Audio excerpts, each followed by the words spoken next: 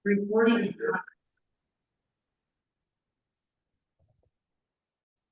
Baik, kita mulai ya. Silakan siapa yang berdoa.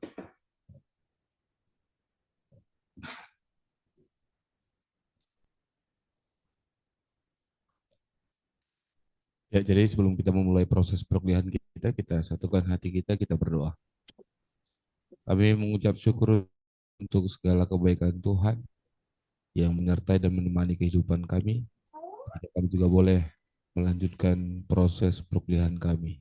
Kiranya Tuhan yang berkati, juga Bapak dosen kami, Tuhan yang berikan hikmat untuk mampu mengarahkan dan membimbing kami, memperoleh pengertian yang baru yang boleh kami pakaikan dalam dunia pelayanan kami.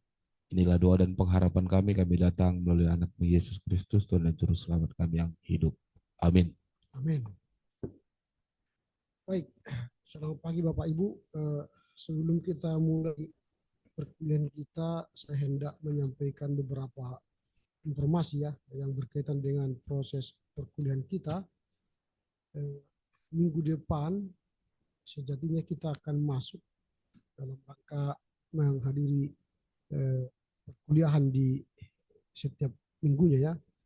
Tapi karena minggu depan saya akan mengikuti rawat pendeta di kantor pusat IKPA Padang Sidimpuan, maka untuk pertemuan kita tanggal 29 ini kita padatkan nanti ke tanggal 5 November. Sehingga nanti bacaan 4 dan 5 kita akan bahas pada pertemuan tanggal 5 November. Itu yang pertama. Lalu supaya Bapak Ibu sudah mempersiapkan materi tugas kelompok yang membahas integrasi nilai-nilai budaya Batak dalam tulis kontekstual, sampai pada materi yang kelima, menggali spiritualitas lokal, peran ritual dan simbol Batak dalam liturgi Kristen. Mengapa saya sampaikan begitu?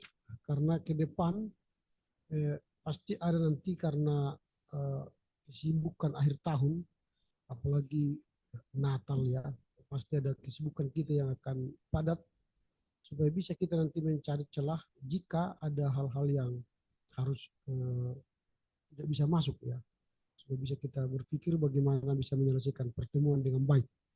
Nah itu yang kita lihat, karena tahun ini tahun kedua euforia setelah COVID-19.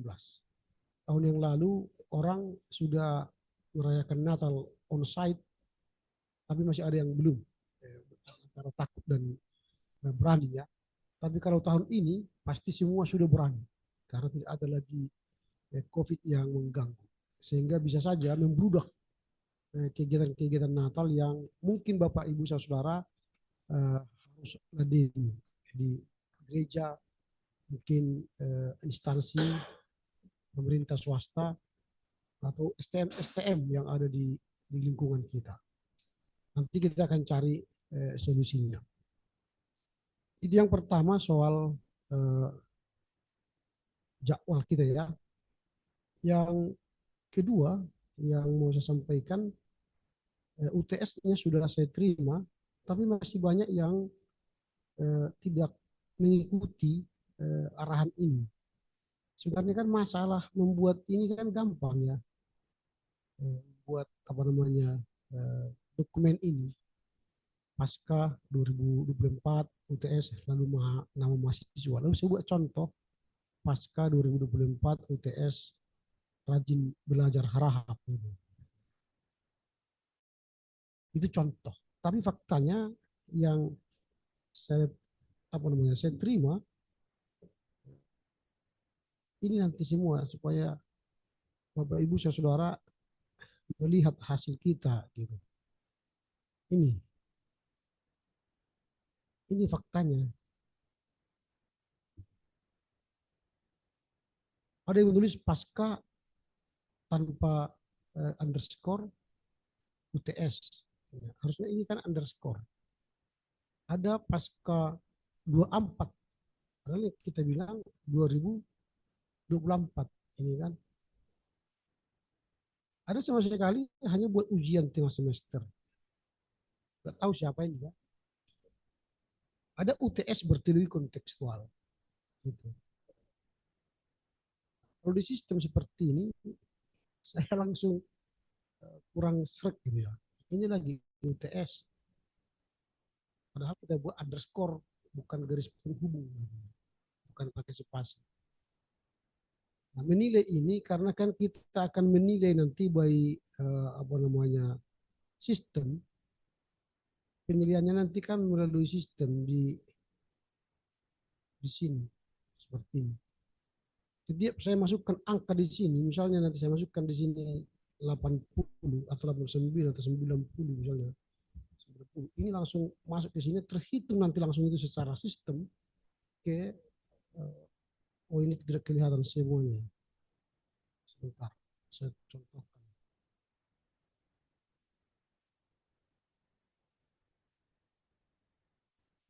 Misalnya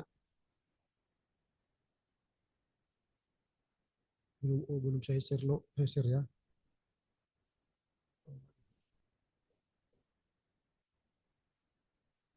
Nah di sini, ini nanti kalau saya isi misalnya ini contohnya tahun yang lalu ya. Saya isi misalnya data di tempat lain, ini langsung ke sini diakumulasi langsung. Langsung nilainya masuk. Cing, cing, cing, cing, cing. Karena waktu Bapak Ibu presentasi, itu sudah saya nilai. Langsung masuk. UTS nanti masuk di sini UTS. Masuk itu. Tinggal hanya nunggu angka apa namanya UAS. Sehingga habis perkuliahan sebenarnya sudah kelar nilai kalian. Tapi kalau nama-nama seperti tadi tidak kelihatan apa namanya seperti ini tadi ya.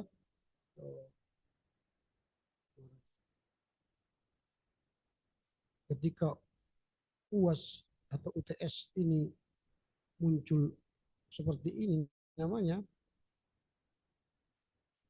Nah ini. Saya akan ulangi lagi mendesain ini untuk saya buat sesuai format saya. Gitu. Arti ini kan nanti saya buat gini. Kan saya buat gini. Otomatis dia akan turun sesuai dengan atau ini kan pasca ini kan tidak ada pasca 2004. Nah, dia untuk turun dia ke bawah. Lalu nilainya nanti ketika saya klik nilai, dia masuk ke nomor-nomor ini, ke nama-nama di sini. Di sini masuk dia langsung ke nama sesuai urutan itu, nomor absennya itu. Masuk dia. Lalu kalau nomor absen kalian salah karena UTS-nya salah, di sininya salah, dia nanti masuk ke nilai orang. Jadi berulang-ulang saya bekerja misalnya ini. Saya akan lihat kan saya klik dulu ini siapa namanya ini. Kan menjadi saya bekerja berkali-kali kan. Nah ini di sini dibuatnya. Di sini dibuatnya apanya? Padahal ini bukan bukan nama file ini. Ini tulisan di dalam kertas ujiannya, kertas jawabannya. Padahal yang kita maksud ini di filenya. Itulah kalau di S1 sih masih saya bisa maklum ya. Tapi kalau sudah program pasca ya itu kan sudah grade-nya lebih tinggi ya. Oke lah itu hanya sekedar apa ya. Tentu akan saya bekerja keras lagi untuk perbaiki itu bisa nanti saya nilai ya. Oke, pada hari ini kita akan masuk pada bahasan yang ketiga yang akan disampaikan oleh Freddy, Gresiomala, Harni, Helda Yanti, Henry Nebaho.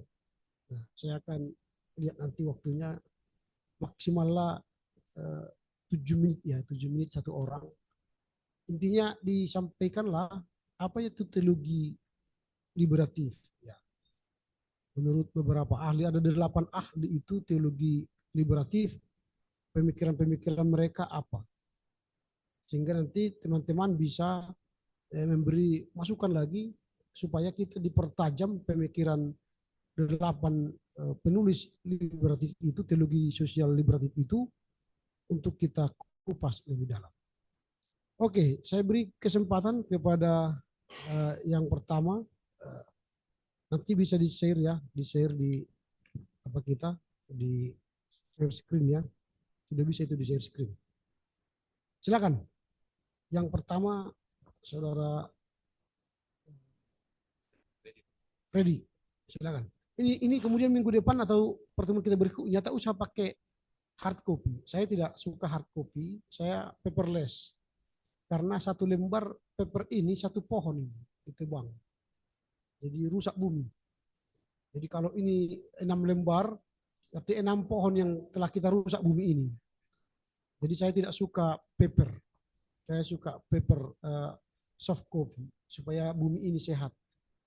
Nanti ini saya bawa ke ruangan saya, ini jadi sampah juga. Kalau saya kasih ke Botot, nggak sampai 500 perak ini kan. Jadi membuat sampah di ruangan saya penuh. Jadi saya tidak mau ruangan saya dipenuhi dengan sampah-sampah paper-paper mahasiswa. Oke, silakan. Ya, saya akan membacakan hasil laporan baca saya dari buku Meniadakan atau Merangkul, penulisnya Julianus Mojao. Jadi dari bab ini kita diberikan alternatif model berteologi sosial yang memungkinkan kita dan gereja eh, membangun komunikasi dengan mereka yang miskin, lemah, dan tertindas. Menurut dalam konteks Orde Baru. Jadi teologi liberatif itu memberlakukan Injil Kerajaan Allah sebagai kuasa yang membebaskan. Yang pertama, JLCH Abineno, Gereja Mesianis yang membebaskan. Jadi Abineno menegaskan bahwa Kristus sebagai Mesias dan kemesiasan Yesus itu memiliki kandungan politis yang sangat kuat. Jadi bukan hanya sebuah pengistilahan yang rohani, tapi kemesiasan Yesus itu harus berdampak melalui karya penyelamatan Allah dalam tindakan sosial dan politis untuk membela mereka yang miskin dan lemah di hadapan kekuasaan yang terstruktur. Jadi gereja juga harus menjadi komunitas mesianis, ya, yang menghadirkan shalom, yaitu damai sejahtera sebagai tanda kehadiran Allah, yang merupakan bentuk dari keadilan untuk mereka yang lemah dan tertindas. Shalom harus menjadi realitas sosial, ekonomi, dan politik yang historis. Selanjutnya, pemahaman Joseph Widya Maja, komunitas iman inkarnasional yang membebaskan.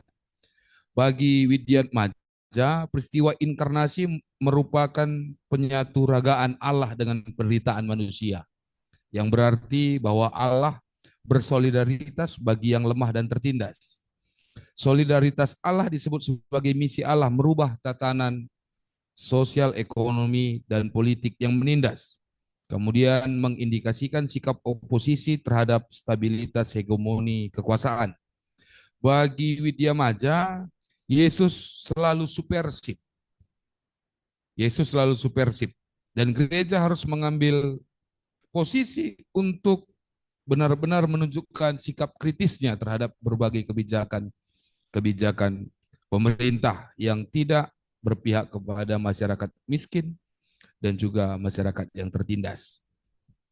Kemudian kami lanjutkan ke teologi liberatif Fridolin, ukur komunitas iman keluarga yang membebaskan. Jadi ukur melihat ketidakadilan dan penderitaan sebagai realitas sosial, ekonomi, dan politik yang disebabkan oleh perilaku yang tidak mengamalkan prinsip etika kekeluargaan yang sudah ada lama di Indonesia. Hal tersebut akhirnya menggerus solidaritas dan membuka ruang bagi berkembangnya mentalitas egoistis, hedonistis, dan kapitalistis yang merusak. Ukur menawarkan kepada gereja-gereja di Indonesia untuk mengambil model kenosis atau penghampaan demi orang lain, yang mau hidup sederhana di tengah-tengah pola hidup yang suka memamerkan kekayaan. Kenosis sendiri dapat terwujud melalui pendidikan iman, melalui warisan teologis dan tafsir Alkitab. Baginya kesenjangan sosial dan ketidakadilan itu adalah sikap penghujatan terhadap Allah dan mendatangkan murka Allah. Sikap ini tentunya bertentangan dengan azas kekeluargaan yang membentuk solidaritas sosial yang membebaskan. Gereja dan kaum jelata harus bersungguh-sungguh memberdayakan kaum jelata itu sendiri. Karena akan ada selalu naluri ekonomi yang eksploitatif bagi setiap benak orang. Jadi teologi liberatif Fridolin Ukur ini akan membawa kita kepada biarlah yang miskin juga saling bersolidaritas untuk membebaskan. Solidaritas itu bukan pertentangan antara kelas seperti paham Marxisme atau komunisme. Namun dalam hal ini supaya tidak ada lagi orang miskin di dalam masyarakat sebagai komunitas keluarga Allah. Ukur menekankan solidaritas yang membebaskan dalam rangka mengembangkan semacam teologi sosial liberatif rekonsiliatif antara mereka yang tertindas dengan mereka yang bermodal dan bermental eksploitatif. Kemudian Emmanuel Gerrit Singgih, komunitas iman hamba yang membebaskan. Singgih mencatat perlunya ada kesadaran eklesiologi yang menekankan kehambaan seperti Kristus yang datang sebagai hamba untuk melayani oklos, yaitu orang yang diremehkan karena alasan ekonomi, agama, dan politik. Gereja melayani Kristus dengan cara melayani oklos. Dalam konteks lokal, kehambaan banyak dipengaruhi budaya lokal yang mengidentikan hamba dengan abdi dalam yang tunduk terhadap kekuasaan. Gereja seolah hilang independensinya dan menjadi alat hegemonis rejim Orde Baru dengan ikut dalam propaganda teologi asas tunggal.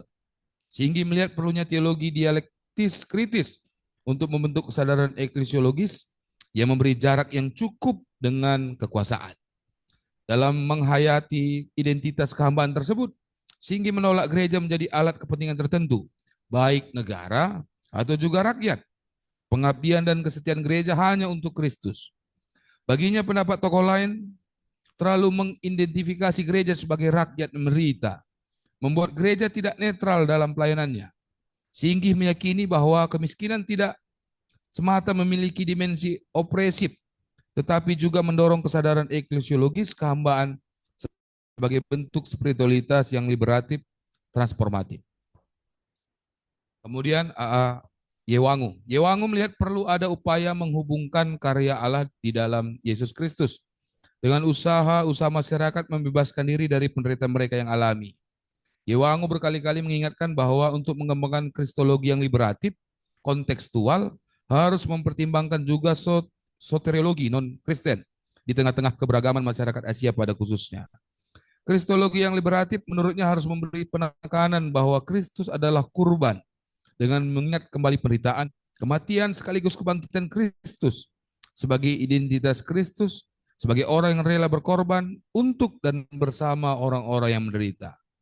Aspek ini akan memahami penderitaan bukan sesuatu hal yang negatif, tetapi menjadi kesadaran imperatif etis liberatif yang membuat orang yang menderita menjadi subjek pembebas. Pembebasan itu mengambil rupa salib dan gereja harus menjadi gereja salib yang membebaskan. Yewangu mengingatkan untuk tidak memuja penderitaan dan gereja harus mau ikut serta dalam penderitaan. Dia juga menekankan bahwa partisipasi gereja-gereja di Indonesia dalam pembangunan nasional harus menjadi proses pembebasan rakyat dari kemiskinan yang juga disertai dengan keadilan dan perdamaian sosial.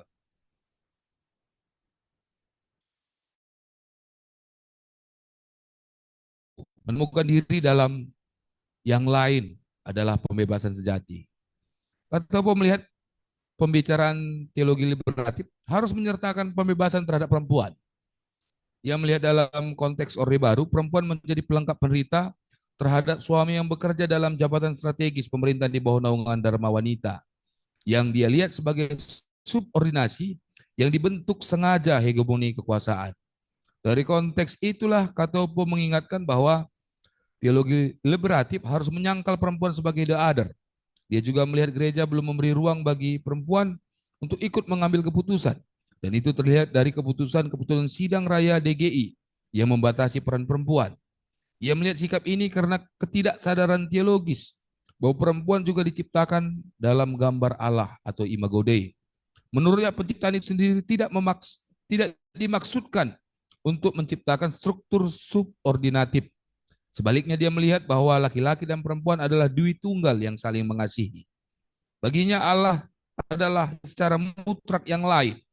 Karena Allah tidak sepenuhnya memberi diri kepada kita dalam sejarah. Kemudian dia membentuk suatu model perempuan yang sepenuhnya bebas dalam diri Maria. Katopo melihat kepatuhan Maria merupakan penerimaan dirinya secara mandiri dan lingkungan sosialnya. Sebagaimana imago Dei dalam diri manusia haruslah memiliki kemandirian. Dokumen resmi DGI PGI, Gereja Kaum Marginal dan Krisis Ekologi. Gereja harus memandang dirinya sebagai komunitas yang menjadi saksi datangnya kerajaan Allah. Kehadiran kerajaan Allah itu membuahkan kasih, sukacita, dan damai sejahtera, keadilan, dan kebenaran. Dan gereja harus bersaksi untuk menjalankan pelayanan untuk mewujudkan hal-hal tersebut. Gereja kemudian ditantang menyatakan teologi liberatif yang progresif, namun tampaknya tidak mampu menembus benteng teologi sosial, developmentalism, TB Simatupang, dan kawan-kawan. Oleh karena itu, proses pembangunan nasional itu memiliki jarak nyata antara retorik dan praktik pembangunan. Gereja-gereja masih memandang bahwa jalan yang baik adalah mendukung pemerintah dalam pembangunan nasional. Isu yang lain yang terdapat dalam dokumen itu yaitu perhatian terhadap ketidakadilan gender, krisis ekologi, dan isu HAM sebagai dasar teologi sosial. Penting pula melihat civil society sebagai penguatan kesadaran kewargaan. Kesimpulan, satu, tokoh-tokoh di atas berupaya membangun teologi liberatif sebagaimana konteksnya masing-masing. Yang kedua, tampaknya teologi pembebasan Amerika Latin dan teologi politik Eropa sangat memberi pengaruh bagi pemikiran-pemikiran tokoh di atas. Pengaruh teologi sosial modernisme sangat kuat mempengaruhi dokumen-dokumen teologis resmi DGI PGI. 4, sekalipun hubungan dengan umat Islam tidak begitu mendapat tempat dalam bangunan teologi sosial liberatif ini, namun dapat dipandang sebagai kemungkinan prospektif dalam meretas kebuntuan hubungan Islam Kristen di Indonesia. Itu kira-kira laporan baca dari saya. Sekian dan terima kasih. Oke, baik. Waktunya sudah hampir 11 menit ya. Oke, kita lanjutkan dengan Grace. Silakan.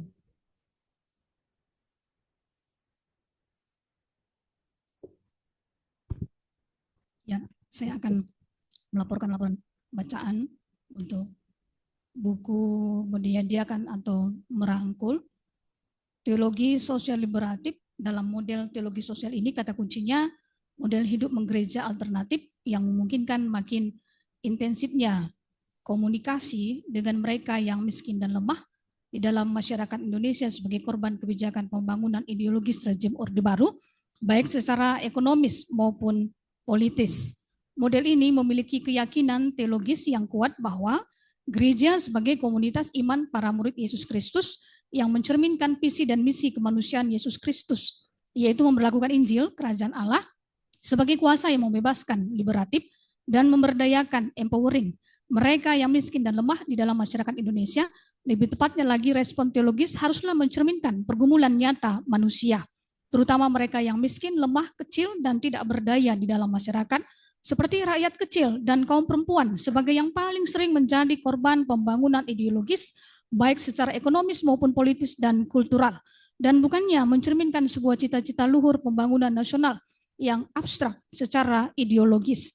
Tema teologis yang paling menonjol dalam karangan-karangan para eksponen model teologi sosial ini ialah kristologi dan eklesiologi yang merupakan satu mata uang logam dengan dua sisi, yang artinya lebih bagaimana menghayati iman Kristen yang berpusat pada Yesus Kristus dan Allah yang menderita sebagai kuasa transformatif di dalam kekuasaan yang menindas, dan sebagai kuasa liberatif yang mampu memberdayakan mereka yang miskin, kecil, dan lemah di dalam masyarakat secara emansipatif. Dalam teologi sosial ini, Julianus Mujau menyebutkan 6 nama teolog yang mewakili teologi sosial liberatif yang sangat berpengaruh untuk membuka pemikiran kita, yaitu antara lain, yang pertama, menjadi gereja mesianis yang membebaskan, JLCH Bineno. Menurut beliau, diakonia gereja sebagai tanda solidaritas dengan kaum yang lemah dan miskin, yang dikaitkan juga dengan keyakinan teologisnya tentang Allah di dalam perjanjian lama. Dan dalam kesadaran mesianis, Yesus sebagaimana disaksikan oleh perjanjian baru sebagai Allah yang memihak kaum miskin dan lemah di dalam masyarakat. Kata kuncinya, Yesus Kristus adalah Mesias yang menderita, dan tugas gereja adalah menghadirkan shalom, damai sejahtera, sebagai tanda kehadiran kerajaan Allah dalam bentuk keadilan untuk orang yang lemah, kebebasan untuk orang-orang tertindas, kemerdekaan untuk orang-orang yang dijajah, dan kegembiraan bagi orang-orang yang berduka. Lebih tegas lagi, mendapat bagian dalam kesusahan orang lain berarti mendapat bagian dalam shalom kerajaan Allah, sehingga menjadi komunitas iman mesianis bagi mereka yang menderita. Sangatlah penting, ditambah lagi dengan diakonia sosial politis sebagai pelayanan sosial yang membebaskan, di mana selama ini pelayanan sosial masih karitatif, yaitu diakonia karitatif. Dan juga masalah yang dihadapi oleh mereka yang miskin, lemah dan tertindas, bukan karena mereka miskin dan lemah, tidak memiliki apa-apa secara material. Justru kemiskinan dan kelemahan mereka di dalam masyarakat sangat terkait dengan sistem ekonomi dan politik yang menindas dan tidak adil. Kemudian yang kedua, menjadi komunitas iman inkarnasional yang membebaskan, ini menurut Joseph Wiyad Madja, di mana beliau menuntut agar gereja-gereja di Indonesia mempertimbangkan ulang pengertian partisipasi gereja dalam pembangunan dengan mengedepankan aspek liberatif dan solidaritas dengan mereka yang paling lemah di dalam masyarakat. Ia sangat menekankan inkarnasi Allah dalam Yesus Kristus sebagai transformasi sosial nir kekerasan, di mana Allah sebagai Allah yang memerdekakan mereka yang miskin, lemah dan tertindas, di mana pewahyuan diri Allah atau inkarnasi Allah di dalam Yesus Kristus mempunyai signifikansi sosial, ekonomi, dan politik. Itulah sebabnya bahwa inkarnasi Allah di dalam Yesus Kristus adalah manifestasi kasih Allah yang membebaskan mereka yang miskin dan lemah di dalam masyarakat dari kuasa dosa struktural. Gerakan sosial dan politik Yesus bersifat gerakan sosial dan politik nir kekerasan. Yesus menolak jalan kekerasan dalam membela mereka yang miskin, lemah, dan tertindas. Hanya mereka yang secara sungguh-sungguh hidup dalam iman yang kokoh akan kuasa kebangkitan Kristuslah yang akan mampu menghayati hidup menggereja sebagai komunitas iman inkarnasional, sebagai bentuk konkret solidaritas sejati dengan mereka yang miskin, lemah, dan tertindas yang menjadi korban pembangunan ideologis. Kemudian yang ketiga, menjadi komunitas iman keluarga Allah yang membebaskan, F. Ukur, di mana beliau menggarisbawahi bahwa teologi kejelataan adalah suatu sikap teologis Alkitabiah yang menyangkut keberadaan orang-orang yang miskin, cacat, dan tersingkir di dalam masyarakat.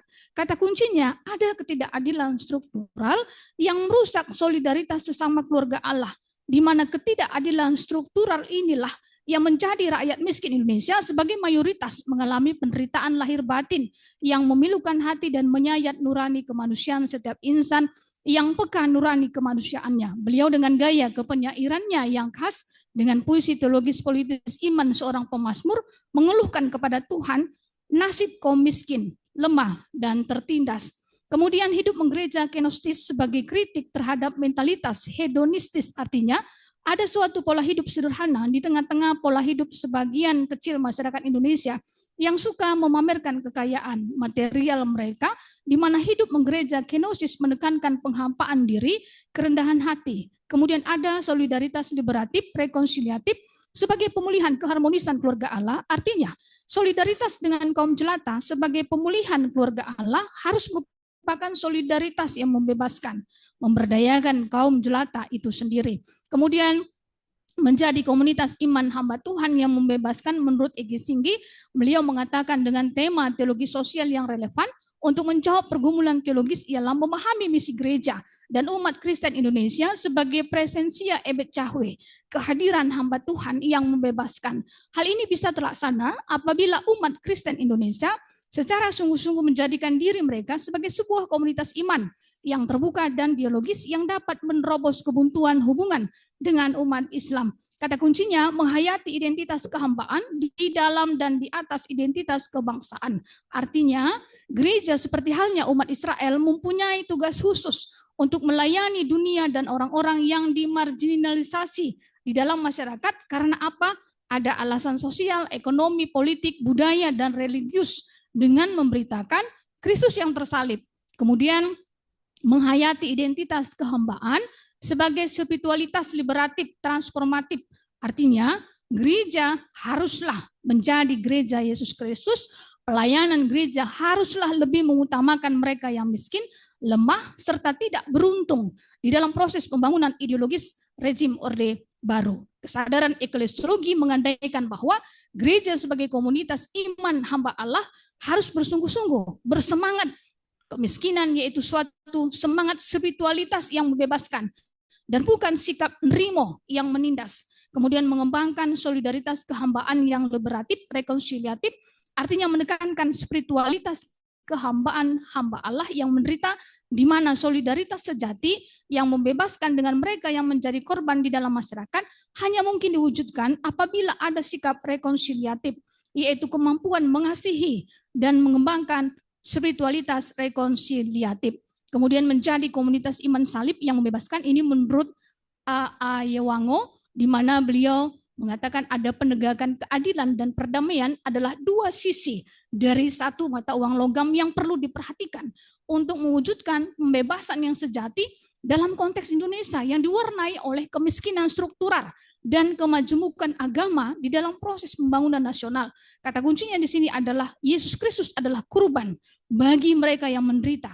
Di mana hal ini mengacu pada Yesaya 53 ayat 12 yang menekankan konsep hamba Allah yang menderita dengan rela untuk menanggung dosa banyak orang, dan Roma 5 ayat 10 yang menekankan penderitaan dan kematian Yesus Kristus untuk menggantikan manusia berdosa di hadapan Allah yang Maha Adil.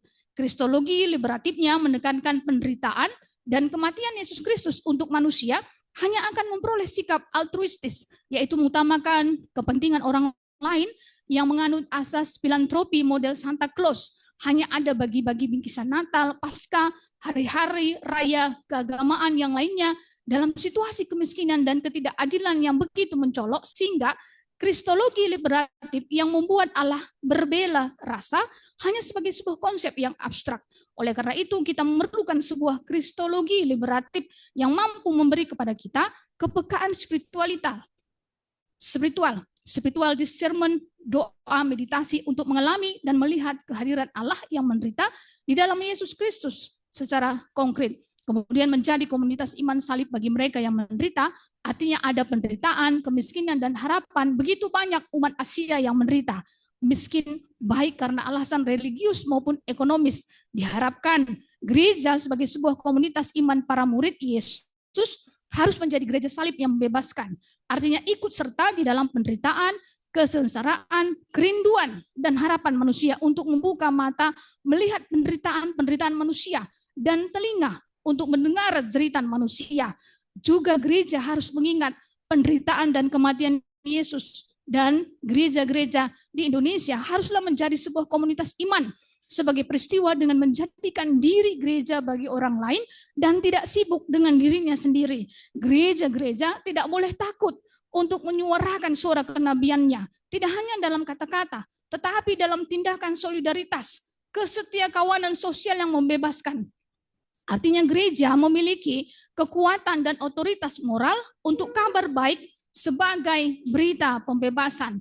Pembebasan sejati sebagai perwujudan keadilan dan perdamaian sosial yang menekankan realisme, antropologi, protestanisme karena seriusnya dosa individual manusia, dan hanya melalui karya pendamaian Allah di dalam Yesus Kristuslah pembebasan sejati itu diwujudkan. Kemudian menemukan diri dalam yang lain adalah pembebasan sejati. Ini menurut Haim Katopo, kata kuncinya menyangkal perempuan sebagai the other adalah penindasan, di mana beliau mengatakan penderitaan dan rasa sakit diskriminatif yang dialami oleh kaum perempuan baik di Indonesia dan di Asia sangat terkait dengan logika penaklukan perempuan sebagaimana lazimnya dalam masyarakat Asia yang menganut asas keselarasan, harmoni sosial. Dengan kata lain, perempuan tidak dipandang sebagai manusia yang memiliki kediriannya sendiri sebagai gambar Allah atau imago Dei. Artinya yang bisa menjadi subjek dengan dirinya sendiri, tetapi hanya sebagai objek yang dieksploitasi demi kepentingan laki-laki, keluarga, adat, dan bisnis periklanan. Kemudian Allah adalah yang lain secara mutlak. Dasar martabat perempuan artinya perempuan Indonesia dan Asia pada umumnya dapat menjadi perempuan yang sepenuhnya bebas sebagai manusia dengan martabat kemanusiaannya. Kemudian Maria adalah model pribadi perempuan yang sepenuhnya bebas. Artinya perawan Maria dengan menerima tindakan Allah untuk menjadi bunda Allah adalah tipe perempuan mandiri, model kemanusiaan yang bertumbuh ke arah kemanusiaan penuh sebagai gambar Allah yang menyelamatkan kehidupan. Gereja kaum marginal dan krisis ekologi dokumen teologi resmi DGI, PGI, dan beberapa perkembangan, kata kuncinya di sini, gereja adalah saksi kedatangan kerajaan Allah, artinya hidup yang berpadanan dengan tuntutan kerajaan Allah adalah hidup yang dipimpin oleh Roh Allah yang kudus, yang membuahkan kasih, sukacita, damai sejahtera, keadilan dan kebenaran, dan sanggup dalam menghadapi tantangan, penganiayaan karena pengharapan di dalam Yesus Kristus akan penggenapan kerajaan Allah. Kemudian solidaritas dengan orang miskin sebagai appendix dalam pembangunan, artinya gereja akan benar-benar solidar dengan orang miskin, bukan hanya dalam khotbah-khotbahnya saja, tapi harus benar-benar turut dan hadir dalam tindakan. Sehingga gereja menemukan identitas secara baru dalam konteks Indonesia. Sekian dan terima kasih, Tuhan memberkati. Oke, baik. Terima kasih. Kita lanjutkan dengan Saudara Harni.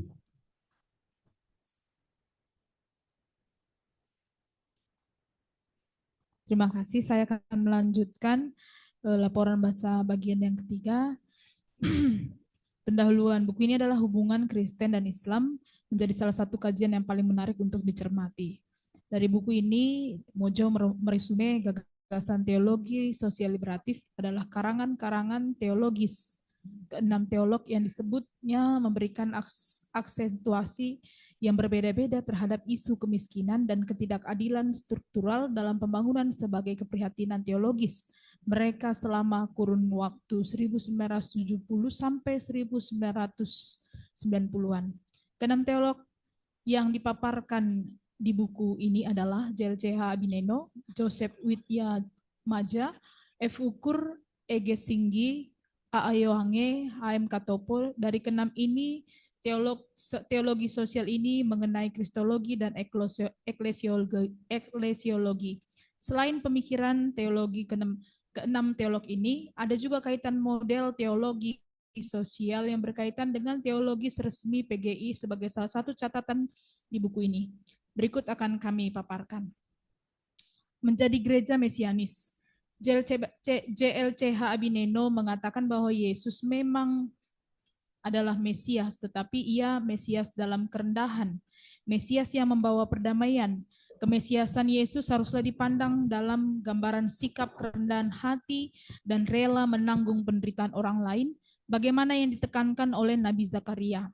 Lebih jelas lagi, ia mengatakan bahwa pengutusan Yesus sebagai Mesias oleh Allah untuk mewujudkan karya penyamatan Allah sebagai tindakan sosial dan politis Allah untuk membela nasib mereka yang miskin dan lemah di dalam masyarakat. Sebagai orang yang tidak mempunyai pembela di hadapan struktur sosial dan sosial ekonomi dan politik yang menindas dan memperbudak mereka. Dia juga mengatakan yang telah Allah lakukan ini seharusnya memberikan implikasi eklesiologis di mana gereja haruslah menjadi komunitas iman mesianis yang melayani dalam solidaritas untuk mereka yang miskin, lemah, dan tertindas. Selain itu juga gereja menjadi komunitas iman para murid Yesus, memiliki tugas untuk meneruskan tindakan penyelamatan Allah itu. Tugas gereja ialah menghadirkan shalom sebagai tanda kehadiran Allah untuk orang lemah, kebebasan untuk orang yang tertindas, kemerdekaan untuk orang-orang dijajah, dan kegembiraan untuk orang-orang yang berduka. Ketika gereja-gereja di Indonesia mau memihak kepada mereka yang mengalami proses kemiskinan dan penindasan dengan adanya pertumbuhan ekonomi Indonesia yang hanya menguntungkan sebagian kecil, elit politik dan penguasa, gereja-gereja di Indonesia harus siap menghadapi kekuasaan rezim Orde Baru yang sedang dalam konsolidasinya melalui pembangunan ekonomi yang kapitalis.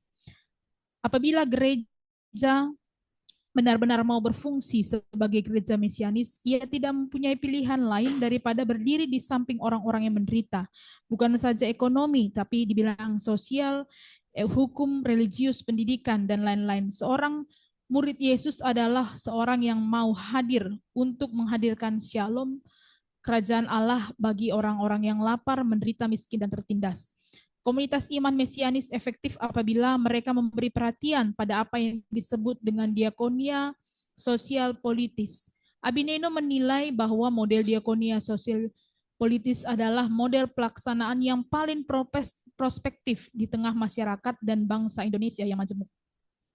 Tokoh yang kedua mengatakan menjadi komunitas iman inkranasional yang membebaskan.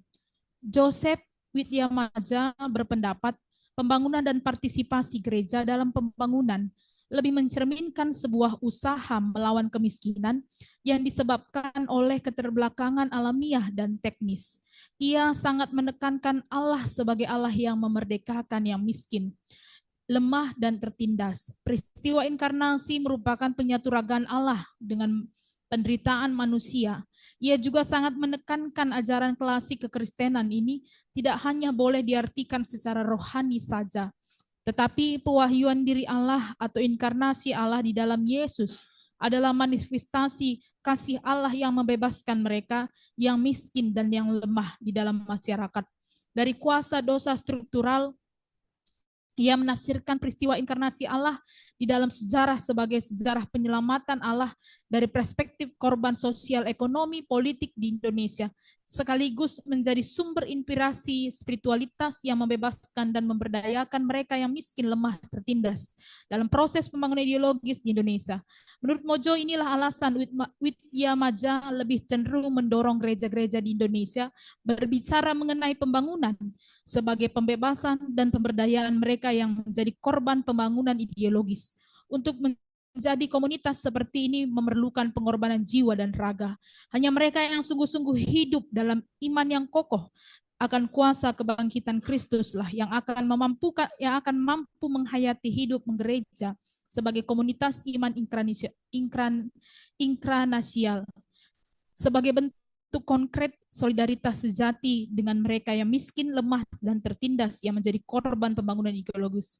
Mojo juga setuju yang dikatakan Abi Neno mengenai diakonia sosial politis. Dia juga sependapat dengan Widyamajaya yang mengatakan pelayanan gereja sebagai pelayanan pemberdayaan ini, dengan menekankan pelayanan gereja sebagai suatu pelayanan pemberdayaan rakyat miskin dan tertindas. Dia juga menekankan pelayanan gereja itu liberatif, kekristenan sebagai agama pembebas yang tidak lagi menjadi rival agama lain, dengan mendialogkan aspek liberatif iman Kristen dengan tradisi spiritualitas lokal bahkan dengan agama-agama lainnya seperti Islam. Tokoh yang selanjutnya menjadi komunitas iman keluarga yang membebaskan. Selain melalui artikel-artikelnya, F. Ukur mengungkapkan pemikiran teologi sosialnya yang mencerminkan nasib orang-orang miskin, lemah, tertindas dalam proses pembangunan ideologis di Indonesia melalui sejumlah sajak dan puisi yang ditulis sejak akhir tahun 1970-an. Selain memperhatikan artikelnya, Mojo juga memperhatikan naskah-naskah teolog sosialnya yang diungkapkan lewat puisi-puisinya dalam memeriksa naskah-naskah sosial, yang diungkapkan lewat puisi-puisi dalam memeriksa naskah-naskah teologi sosial yang ditulis Ukur. Ukur menekankan segala bentuk penindasan atas manusia sebagai hal yang bertentangan dengan rasa kemanusiaan itu sendiri, baik secara kultural maupun teologis. Ini adalah bentuk usaha pembebasan yang kontekstual. Ukur ingin menempatkan seluruh rakyat Indonesia yang berbeda-beda suku, agama, dan ras untuk hidup dalam sebuah keluarga besar yang saling mengasihi satu terhadap yang lain dan saling menolong dalam meringankan beban. Gereja dan pendidikan teologi harus mengembangkan sebuah model pembacaan Alkitab dan penafsiran Alkitab yang bertolak belakang dari perspektif orang-orang miskin dan tertindas. Mojo juga setuju yang dikatakan Ukur. Penting sekali kita menyadari bahwa pembacaan dan penafsiran Alkitab selalu dipengaruhi lingkungan sosial tertentu.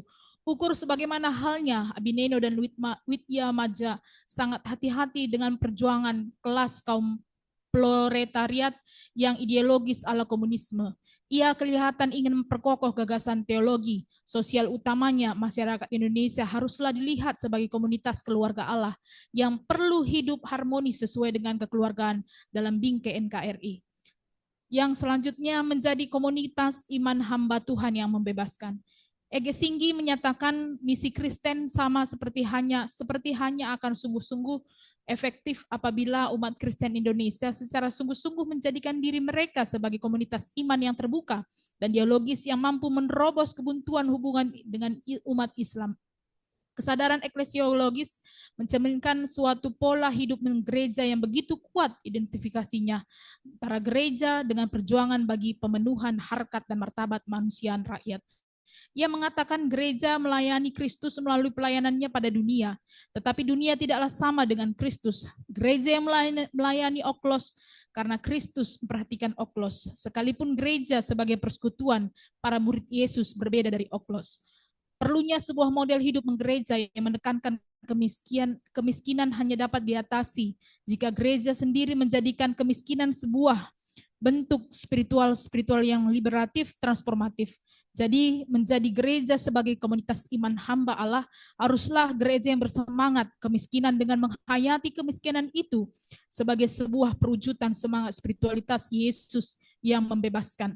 Teologi sosial liberatif singgih yang menekankan spiritualitas kehambaan Allah yang menderita dapat juga dialogkan dengan kesadaran kolektif para korban pembangunan ideologis di Indonesia.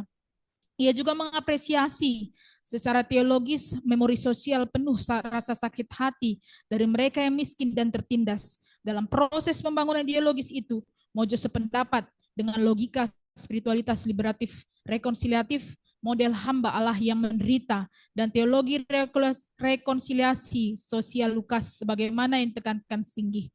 Yang selanjutnya menjadi komunitas iman salib yang membebaskan. A.A. Yowange menjelaskan bahwa ia menekankan penderitaan kematian Yesus Kristus sebagai kurban untuk menderita mereka yang menderita. Kristologi liberatif Yowange menekankan penderitaan dan kematian Yesus Kristus untuk manusia hanya akan perkokoh sikap altruitis yang menganut asas filantropi model Santa Claus. Kristologi liberatif dari bawah akan mampu memberi kekuatan spiritualitas yang membebaskan kepada mereka yang miskin dan tertindas sehingga mereka bangkit mengatasi kemiskinan dan ketertindasan mereka tanpa harus bertindak menjadi penindas baru. Kedua, ia mengatakan pilihan terhadap model kristologi liberatif dari atas yang positifis. Itu juga sangat terkait dengan belum sanggupnya ia mengatasi perasaan minoritas kompleks di tengah-tengah penderitaan kemiskinan dan harapan yang begitu banyak umat Asia yang menderita miskin baik karena alasan religius maupun ekonomis. Gereja sebuah komunitas iman para murid Yesus harus menjadi gereja salib yang membebaskan. Gereja salib di sini tidaklah dimaksudkan bahwa gereja harus menghayati salib itu sebagai pemujaan terhadap penderitaan dan senang menikmati penderitaan itu. Tetapi gereja salib adalah ikut serta dalam penderitaan, kesengsaraan, kecanduan, dan harapan manusia.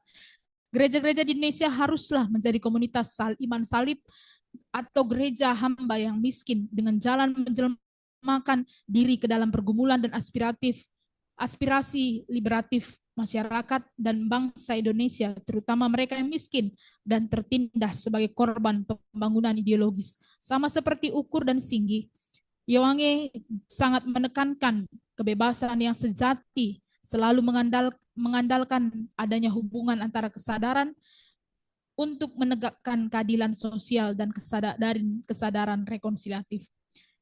Yang selanjutnya menemukan diri dalam yang lain adalah pembebasan sejati. Dalam pandangan Katopo, penderitaan dan rasa sakit diskriminatif yang dialami kaum perempuan baik pada umumnya sangat terkait dengan logika penaklukan perempuan sebagai lazimnya dalam masyarakat Asia yang menganut asal keselarasan atau harmoni sosial. Seorang perempuan harus menyelaraskan dirinya ke dalam ikatan-ikatan sosial setempat untuk menjamin keseimbangan dan kestabilan sosial keluarga. Katopo melihat bahwa gambaran Allah yang paling efektif bagi pembebasan perempuan adalah dengan menekankan Allah sebagai yang lain secara mutlak. Menekankan pentingnya the other.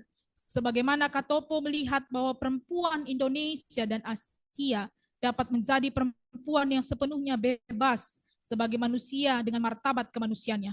Keberaniannya untuk menjadi the other adalah sebuah potensi liberatif yang akan sepenuhnya membuat perempuan menjadi diri sendiri, yang berarti kesadarannya untuk menjadi manusia gambar Allah. Katopo mengingatkan kemandirian Maria adalah tipe kemandirian yang tidak mungkin dapat dipahami oleh kalangan masyarakat yang masih mengartikan Bunda Maria dalam perspektif keperawanan. Ia masyarakat Victorian yang kapitalis dan tuan putri masyarakat feodal. Keperawanan Maria adalah sikap keteguhan hati yang menerima dirinya sebagai pribadi yang peka terhadap ketidakadilan sosial yang menghancurkan manusia dan tulus ikhlas memelihara kehidupan.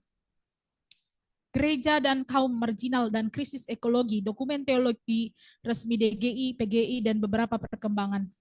Di mana kerajaan Allah dipahami sebagai wujud kasih, kebenaran, dan keadilan Allah yang membebaskan manusia dari kemiskinan, ketidakadilan.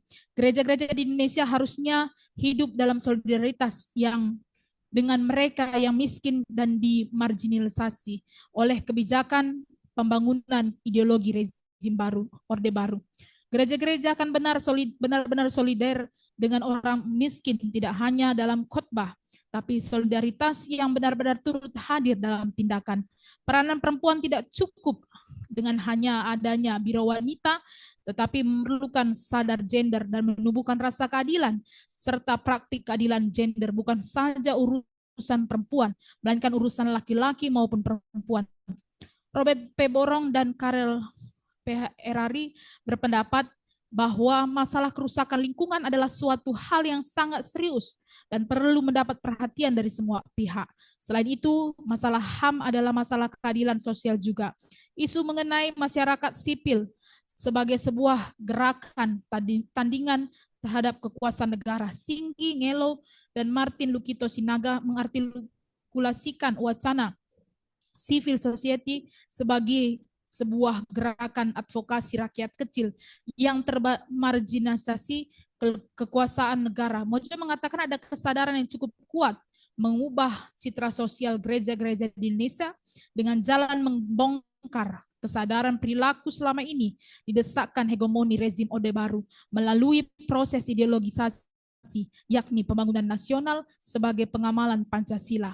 Kesimpulan, 1, dari ke-6 yang mewakili teolog sosial liberatif, mereka menekankan gereja sebagai komunitas iman liberatif sekaligus liberatif rekonsiliasi.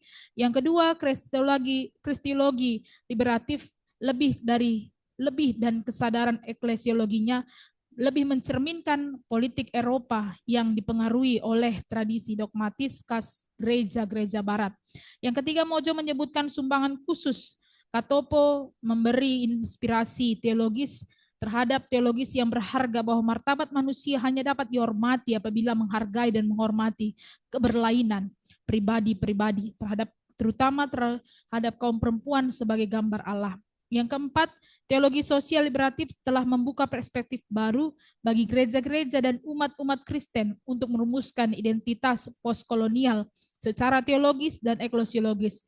Teologi sosial liberatif telah memberi penceritaan sosial umat Kristen Indonesia sebagai komunitas iman para murid bersama rakyat Indonesia untuk melawan segala bentuk hegemoni yang merendahkan harkat dan martabat manusia. Oke, lanjut kepada Saudara Helda Yanti Siregar.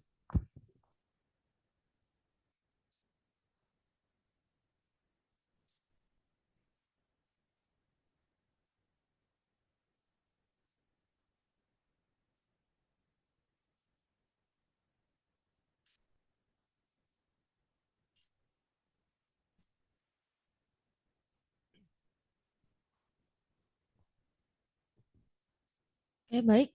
Saya akan menyajikan hasil bacaan sesuai dengan pemahaman saya. Yang pertama, dalam teologi liberatif, menjadi gereja mesianis yang membebaskan menurut Abineno. Abineno menekankan kembali pada solidaritas dengan orang-orang miskin yang sudah nyata atas dasar keyakinan teologisnya tentang Allah dalam perjanjian lama dan kesadaran mesianis Yesus seperti yang terdapat dalam perjanjian baru yang memihak pada kaum miskin dan lemah di dalam masyarakat. Hal ini dikaitkan dengan identitas gereja sebagai komunitas iman para murid yang telah terlebih dahulu menerima tindakan penyelamatan Allah di dalam Kristus mempunyai tugas untuk meneruskan tindakan penyelamatan itu. Tugas gereja yang menghadirkan shalom dalam bentuk keadilan untuk orang lemah, kebebasan untuk orang-orang tertindas, kemerdekaan bagi orang yang dijajah, dan sukacita bagi yang berduka. Kemesiasan Yesus haruslah digambarkan dalam gambaran sikap kerendahan hati dan kerelaan menanggung penderitaan orang lain, sebagaimana ditekankan oleh Nabi Zakaria dan Yesaya 53. Kesulitan yang dihadapi Abineno adalah belum mampu mengatasi otoritas teologis sebagaimana ditekankan dalam tradisi Protestan Calvinis tentang pemberitaan firman Allah sebagai yang sentral dari seluruh akta kehidupan gereja. Yang kedua, menjadi komunitas iman inkarnasional yang membebaskan menurut Joseph Purnama Widiatmaja. Widiatmaja berpendapat bahwa pembangunan dan partisipasi gereja dalam pembangunan mencerminkan sebuah usaha melawan kemiskinan yang disebabkan oleh keterbelakangan alamiah dan teknis bagi orang yang tinggal di perkotaan dan pedesaan terkait dengan sebuah mekanisme sistem kebijakan publik yang struktural fundamental. Ia menegaskan bahwa Allah sebagai Allah yang memerdekakan mereka yang miskin, lemah, dan tertindas. Solidaritas bukanlah perasaan sentimental, melainkan sebuah misi perwujudan Allah untuk melakukan perubahan tatanan sosial, ekonomi, dan politik yang menindas. Widiatmaja melihat bahwa pewahyuan dari Allah yang memerdekakan mereka yang miskin. Widiatmaja melihat bahwa pewahyuan dari Allah atau inkarnasi Allah di dalam Yesus Kristus itu mempunyai signifikansi sosial, ekonomi, dan politik. Menurutnya, seluruh tindakan pelayanan Yesus merupakan tindakan subversif. Seluruh khotbah dan pelayanannya berisi hal-hal baru dan radikal. Khotbahnya di bukit, kehadirannya di antara pemungut cukai, persahabatannya dengan para pelacur, menimbulkan kemarahan orang Farisi karena dianggap merusak kesuciannya sebagai nabi. Widiatmaja menafsirkan peristiwa inkarnasi Allah di dalam sejarah dan sebagai sejarah penyelamatan Allah dari perspektif korban sosial, ekonomi, dan politik di Indonesia. Gereja sebagai komunitas inkarnasional para murid Yesus dalam situasi manapun haruslah mewujudkan tanda-tanda kerajaan Allah dan tahun Yobel dengan jalan bekerja di tengah-tengah rakyat miskin, lemah, dan tertindas. Tanpa harus membeda-bedakan latar belakang mereka yang dilayani secara agama maupun etnis. Sekalipun harus dengan harga yang mahal, dicap sebagai penjahat politik, dan disalibkan sampai mati. Gereja sebagai komunitas iman inkarnasional, para murid Yesus tidak netral. Pilihan hidup menggereja ini mencerminkan pilihan politis Yesus sendiri yang tidak pernah berdiri netral ketika melaksanakan misi pembebasan Allah yang membela dan menegakkan harkat dan martabat mereka yang diperlakukan secara tidak adil dan tidak manusiawi, sekalipun dicap subversif dan oposisional, bahkan sampai mati di kayu salib. Gereja harus menjelmakan diri di tengah-tengah penderitaan rakyat sebagai tanda ketaatannya kepada Allah di dalam Yesus Kristus yang dengan kerelaan mati di kayu salib. Dengan mengabaikan spiritualitas lokal, bisa jadi aspek liberatif iman Kristen berubah menjadi aspek represif atas kesadaran liberatif lokal. Padahal dengan mendialogkan aspek liberatif iman Kristen dengan tradisi spiritualitas lokal, bahkan dengan agama-agama lain seperti Islam, kekristenan sebagai agama pembebas tidak lagi menjadi rival agama lain, seperti lazimnya dilakukan dalam sejarah kekristenan atau misi Kristen. Yang ketiga, menjadi komunitas iman keluarga Allah yang membebaskan menurut Fridolin Ukur. Bentuk kekerasan sosial yang paling mencolok selama kekuasaan hegemonis rejim Orde Baru ialah ketidakadilan struktural. Ketidakadilan struktural ini yang menjadikan rakyat miskin Indonesia sebagai mayoritas mengalami penderitaan lahir batin, memilukan hati dan menyayak nurani kemanusiaan setiap insan yang peka terhadap kemanusiaannya. Hal inilah yang dianggap bertentangan dengan hakikat komunitas umat manusia sebagai komunitas keluarga Allah. Ukur menilai bahwa kenyataan sosial, ekonomi, dan politik adalah sebuah perilaku yang mencerminkan tidak mengamalkan prinsip etika pergaulan sosial di Indonesia.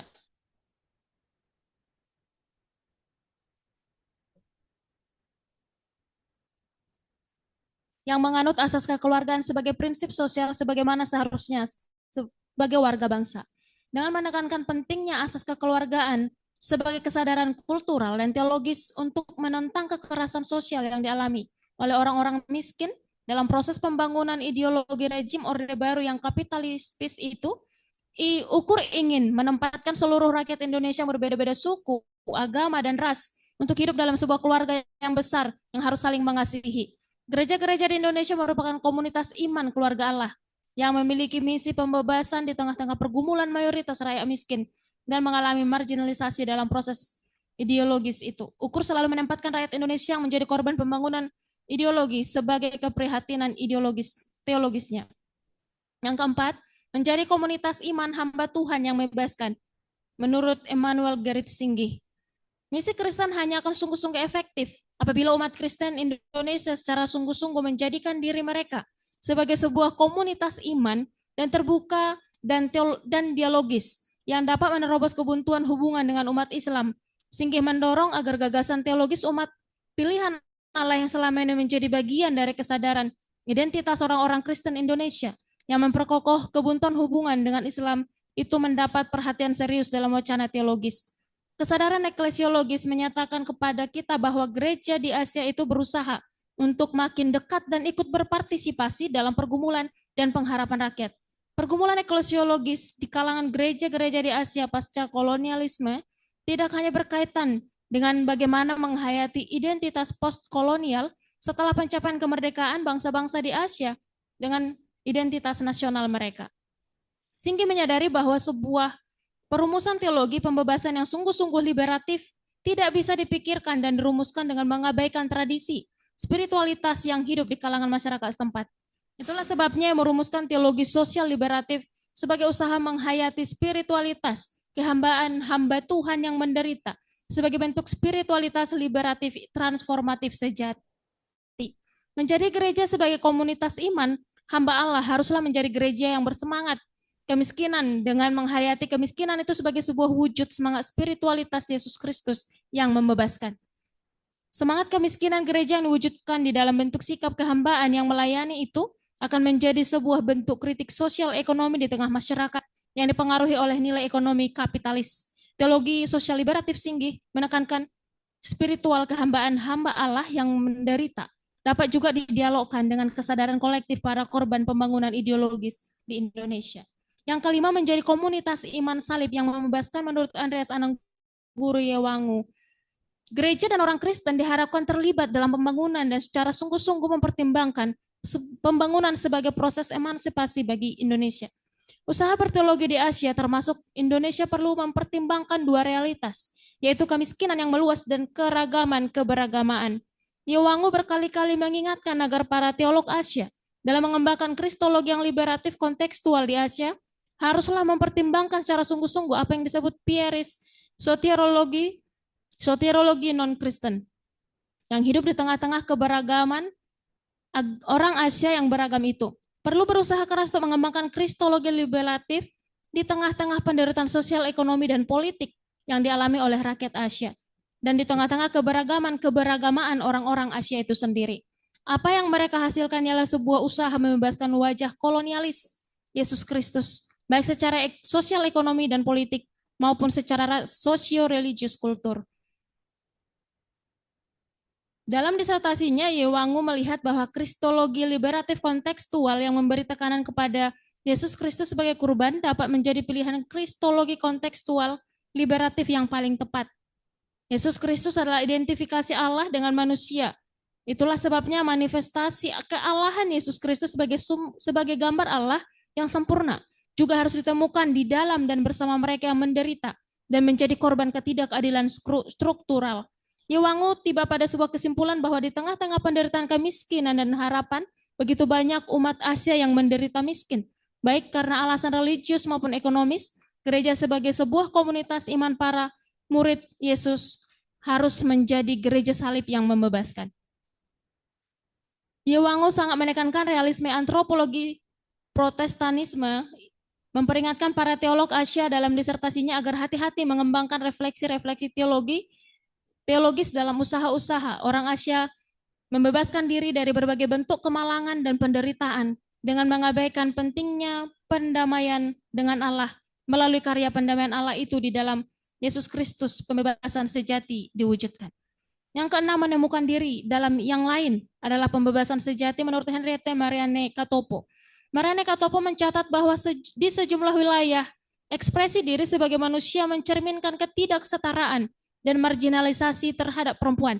Misalnya perempuan hanya boleh memiliki hubungan dengan satu pria. Perempuan tidak menikah dianggap sebagai aib sosial. Kehormatan perempuan dianggap melalui ketaatan, perilaku yang harus, dan diskriminasi di lapangan kerja. Perempuan tidak diberikan kesempatan yang sama dengan laki-laki. Penderitaan dan rasa sakit diskriminatif yang dialami oleh kaum perempuan, baik di Indonesia dan Asia, sangat terkait dengan logika penahlukan perempuan sebagai lazimnya dalam masyarakat Asia yang menganut asas keselarasan dan harmoni sosial. Dalam masyarakat Asia yang komunalisme yang cenderung menyangkal individu secara nyata dalam ritus keselarasan yang dianut oleh suku-suku tertentu, makin mempersulit diterimanya perempuan sebagai yang lain atau the other. Mereka yang menampilkan diri sebagai yang lain akan dianggap sebagai ancaman terhadap keharmonisan kosmis dan lingkungan. Dalam pandangan teologis filosofis, Marianne Katopo adalah Allah adalah yang lain secara mutlak. God is the absolute other. Hal ini sesuai dengan sifat Allah sendiri dalam perjanjiannya dengan umatnya, yaitu sebagai Allah eskatologis. Yang mau ditegaskan adalah Allah yang lain secara mutlak tidak dapat dipertukarkan dengan segala bentuk deifikasi yang diciptakan manusia untuk membenarkan mentalitas penahlukannya. Marianne melihat bahwa perempuan Indonesia dan Asia pada umumnya dapat menjadi perempuan yang sepenuhnya bebas sebagai manusia dengan martabat kemanusiaannya. Menjadi diri sendiri to be self berarti kesadaran untuk menjadi manusia gambar Allah.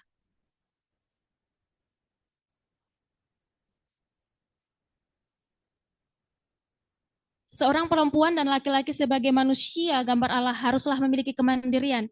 Menjadi diri sendiri adalah bentuk kemandirian yang sepenuhnya bebas tanpa harus menjadi pribadi individualistis egois sebagaimana dikhawatirkan oleh ideologi komunisme dan yang memperbudak.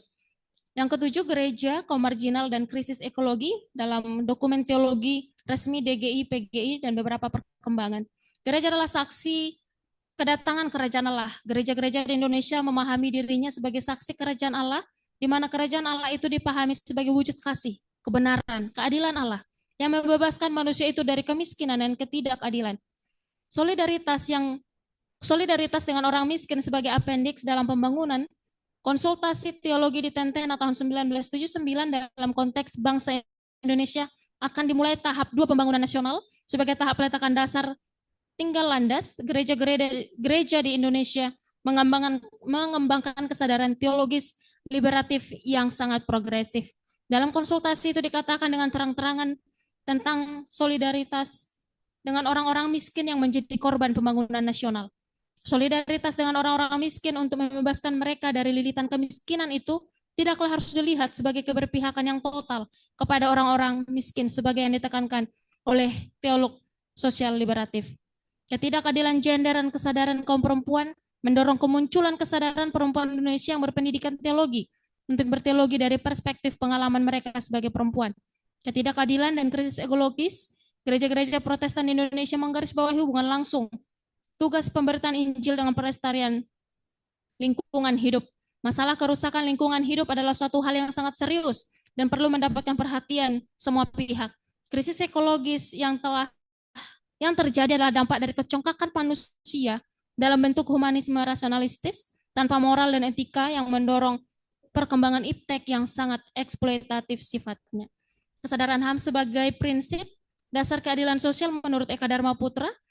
Pembicaraan tentang HAM dari perspektif teologi Kristen kiranya bukanlah sebuah pembicaraan teologis yang terisolasi dari pembicaraan teologis perspektif agama-agama lain.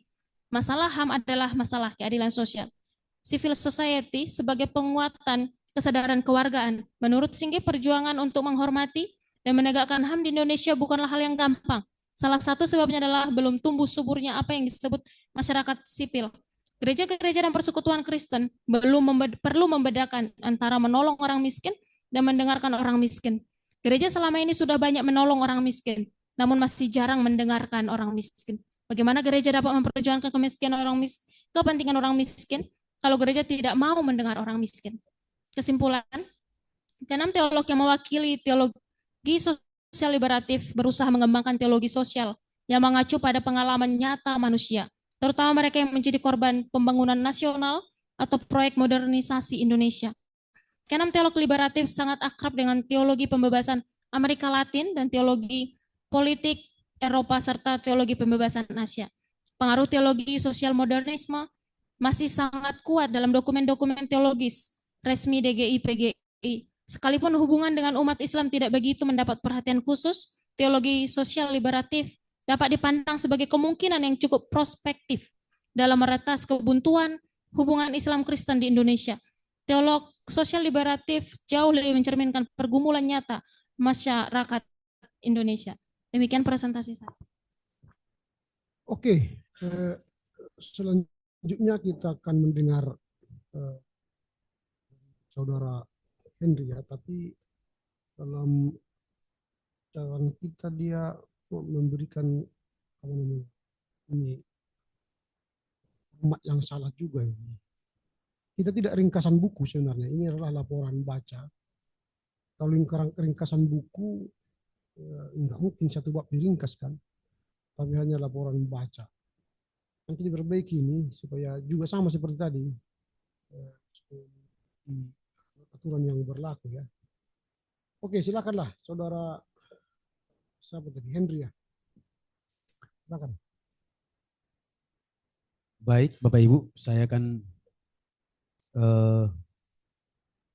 menjelaskan tentang laporan baca, menyediakan atau merangkul pergulatan teologi Protestan dengan Islam politik di Indonesia oleh Julianus Maju.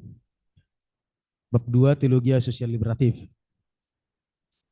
Pengantar untuk menyikapi teologi sosial liberatif ini ada 6 tokoh, yaitu JLCH Abineno, Joseph Widiatmadja, Fridolin Ukur, Emmanuel Gersinggi, AA Yangoe, dan Mariane Katopo.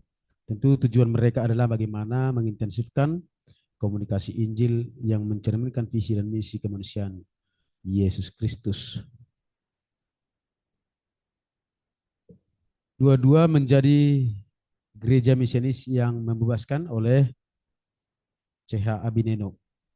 Abineno menjelaskan bahwa gereja itu berfungsi sebagai apostolat, di mana gereja harus terlibat untuk berdiakoni bagi kalangan orang miskin dan yang lemah sebagai tanda dari solidaritas. Baru dia juga menjelaskan bahwa Yesus Kristus adalah Mesias yang menderita, yang digambarkan di dalam fungsi gereja sebagai apostolat dalam unsur-unsur gelar Yesus seperti anak manusia, anak Daud, dan hamba Allah yang menderita. Jadi kemesiasan Yesus itu atau keselamatan atau Yesus sebagai penyelamat itu digambarkan bahwa Yesus itu menanggung penderitaan mereka yang para orang miskin, yang tertindas dan yang lemah. Nah, hal ini sesuai dengan hakikat Allah sebagai pembebas. Nah, ini juga yang menjadi penegasan daripada Abineno tentang Yesus Kristus sebagai Mesias yang menderita. Yang ketiga, dia juga menjelaskan bahwa gereja itu menjadi komunitas iman mesianis bagi mereka yang menderita. Jadi Abineno berpendapat bahwa gereja adalah sebagai komunitas iman yang menerima karya penyelatan Allah melalui yang mempunyai tugas untuk meneruskan tindakan keselamatan itu. Jadi Abineno berpendapat bahwa komunitas iman itu yang terangkum dalam gereja itu harus bekerja terus meneruskan tindakan keselamatan Allah secara khusus bagi mereka yang termarginalkan, bagi orang lemah, orang tertindas untuk mendapatkan keadilan. Itulah yang disebut oleh Abineno sebagai shalom. Shalom itu bukan hanya sebagai konsep kerohanian, tetapi sebagai sebuah realitas yang menjawab kepada kehidupan orang-orang yang miskin. Dia juga berpendapat bahwa diakoni sosial politis sebagai pelayanan sosial yang membebaskan, bahwa Abineno berpendapat pelayanan sosial itu tidak hanya pada pelayanan karitatif, diakoni karitatif, tetapi juga Abineno berpendapat untuk menyuarakan sistem pemerintahan yang menyebabkan kemiskinan dan penderitaan. Jadi ada suara untuk membebaskan mereka yang tertindas oleh sistem pemerintahan yang menciptakan masyarakat kepada kemiskinan. Nah, Abineno menegaskan bagi gereja Indonesia untuk mengembangkan model diakoni sosial politis, artinya juga gereja harus mendampingi kehidupan sosial dan politik bagi mereka yang miskin dan tertindas. 2-3 menjadi komunitas iman internasional yang membebaskan menurut Joseph Widiatmadja. Nah, Joseph Widiatmadja ini eh, melihat bahwa pembangunan yang mengedepankan aspek liberatif dan solidaritas bagi mereka yang lemah. Jadi dia juga melihat situasi pada zaman Orde Baru sehingga dia menyuarakan untuk partisipasi gereja dalam pembangunan mencerminkan sebuah usaha melawan kemiskinan. Yang pertama dia mengatakan bahwa inkarnasi Allah dalam Yesus Kristus sebagai transformasi sosial nir kekerasan. Jadi menurut Widetmadja bahwa Allah itu telah berinkarnasi merupakan penyaturagaan Allah dengan penderitaan manusia sebagaimana dalam Keluaran 3:7-8 di mana Allah juga mendengar seruan penderitaan dari umat Israel di Mesir sehingga dia Allah bertindak berbuat untuk menyelamatkan mereka. Nah, dalam perjanjian baru juga inkarnasi Allah itu terwujud dalam Yesus Kristus ketika para umat-umat manusia itu para orang berdosa layak untuk diselamatkan. Nah, ini juga lah yang menjadi dasar teologis daripada Joseph Widetmadja bagaimana gereja itu boleh terlibat di dalam kaum ekonomi lemah yang menderita dan terintimidasi untuk menyelamatkan mereka dari hegemoni rejim Orde Baru melalui menekankan pentingnya pembangunan dan pembebasan. Yang kedua, Widetmadja juga menjelaskan bahwa menjadi komunitas iman internasional sebagai wujud solidaritas sejati. Jadi dia menegaskan bahwa gereja itu terpanggil untuk berinkarnasi dalam pembangunan dan pembebasan, memperjuangkan harkat dan martabat Indonesia yang miskin dan lemah dan tertindas. Nah, Widetmadja mengkritik bahwa gereja pada masa itu lebih cenderung berlindung dan mencari dukungan dari penguasa negara. Sehingga melalui itu Widetmadja menegaskan bahwa gereja Indonesia seharusnya menjelmakan diri di tengah-tengah penderitaan rakyat sebagai tanda ketaatan kepada Allah dalam Yesus Kristus. Jadi bukan berlindung kepada kekuasaan negara untuk mencari posisi yang aman. Nah, gereja terpanggil melakukan diakoni secara struktural, transformatif, yaitu diakoni pemberdayaan masyarakat miskin. Yang ketiga menjadi komunitas iman keluarga Allah yang membebaskan Fridolin Ukur. Fridolin Ukur menyikapi fenomena kemiskinan struktural di Indonesia dengan mencetuskan teologi kejerataan. Jadi Fridolin Ukur menyikapi hegemoni rejim Orde Baru itu di mana telah terdapat ketidakadilan struktural yang berdampak kepada penderitaan lahir batin rakyat Indonesia. Nah, hal ini sangat bertentangan dengan hakikat komunitas umat manusia sebagai komunitas keluarga Allah. Fridolin Ukur mau menjelaskan bahwa ketika kita sebagai komunitas keluarga Allah seharusnya bukan untuk saling menindas sebagai sebuah keluarga atau untuk saling menyingkirkan sehingga berdampak kepada terciptanya ketidakadilan, kemiskinan dan kelemahan bagi sesama, tetapi dia justru menegaskan sebagai sebuah komunitas keluarga Allah maka kita harus saling menopang dan harus memiliki rasa solidaritas antara sesama anggota keluarga. Memberi ruang mentalitas sehingga tidak memberi ruang mentalitas egoistis, hedonistis dan kapitalistis.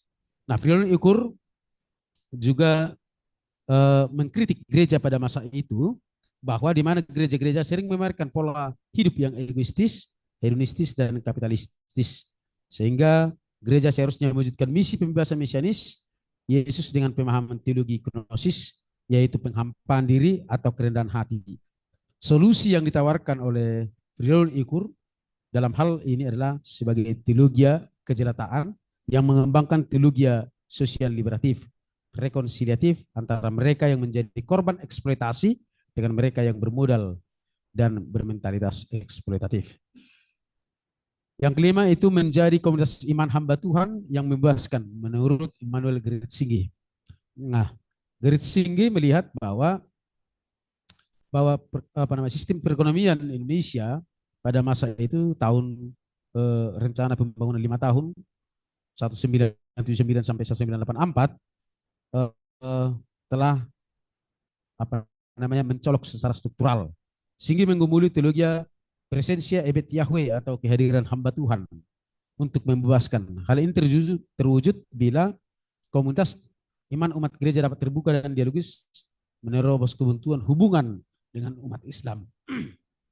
apa yang mau dikatakan oleh Emmerich Singgi bahwa adalah pembelaan diri gereja dari dunia bukanlah sebuah posisi teologis yang fundamentalistis ala teologis pietisme yang bercorak sosial, asosial dan isolatif. Tetapi ia menunjuk pada sikap sosial yang secara sadar mengambil posisi kehambaan dari pihak gereja untuk melayani dunia dan orang-orang yang dimarginalisasi di dalam masyarakat.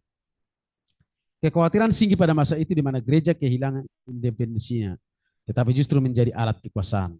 Nah, ini yang menjadi salah satu kritik daripada Emmanuel Gerrit Singgi pada masa itu, bahwa gereja sudah terobligasi kepada alat kekuasaan hegemoni rezim Orde Baru.